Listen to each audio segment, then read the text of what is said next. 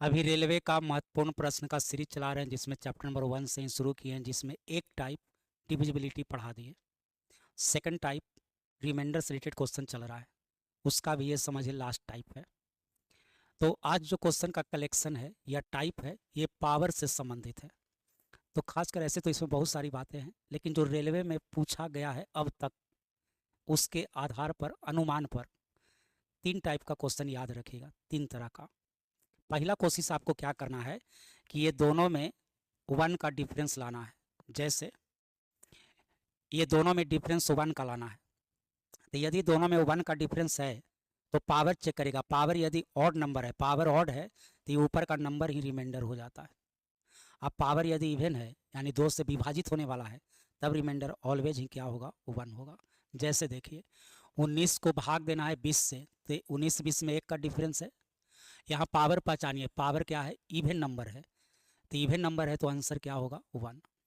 और यही मान लिया जाए कि 19 में 20 से भाग देना है, यदि पावर ऐसा रहता तभी ऑड नंबर है, तब आंसर आपका 19 ही हो जाता। तो ये पहला पहला कोशिश आपको करना है कि दोनों में डिफरेंस आ जाए कितना का, 1 का। तो एक तो 1 डिफरेंस दे के पूछा जाता है, कभी कभी डिफरेंस 1 का नहीं देता है, आपको लाना पड़ेगा। जैसे जैसे यहाँ पर देखिए 5 का पावर है 501 और डिवाइड करना है 126 से, तभी दोनों में डिफरेंस 1 का नहीं है, तो 1 का डिफरेंस आपको लाना है। तो बोलिए 5 का कितना पावर रखें ताकि 126 से 1 का डिफरेंस बना ले। तो आप जानते होइएगा कि 5 का पावर 3 125 होता है। 125 यहाँ बना दिया जाए तो 126 से 125 में 1 का डिफरेंस हो जाएगा। तो ये 5 को पहले लिख दीजिए 5 का पावर 3, और जब यहाँ 3 लिख लिए तो 3 से इसमें भाग दे दीजिए, तो 16 गुना 3 48, फिर आ जाएगा 7, यानी 501 को तोड़ दिए 3 और 167 में, और बटा में लिख दीजिए 126। 5 का पावर 3 होता है 125, 125 का पावर 167 बाई 126।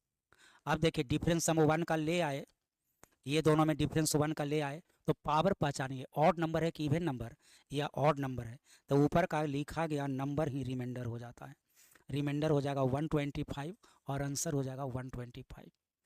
अब आपके मन में सवाल चल रहा होगा कि यदि 1 का डिफरेंस ना होगा तब देखिए ऐसे,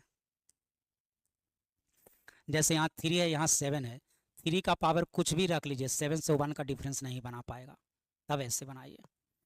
अब यदि यह प्राइम नंबर है, यदि यह प्राइम नंबर है, अभाज्य संख्या है, तो इसका एक टोसिएंट निकाला जाता है जिसको 6 कहते हैं। यह उतना छोड़िए छोड़िए, यदि प्राइम नंबर है तो इससे एक कम कितना हो गया, 6, 6 से इसमें भाग देके शेष निकालिएगा, तो 6 से इसको डिवाइड करिएगा तो रिमाइंडर बचेगा 4, और 3 का पावर 4 होता है कितना, 81।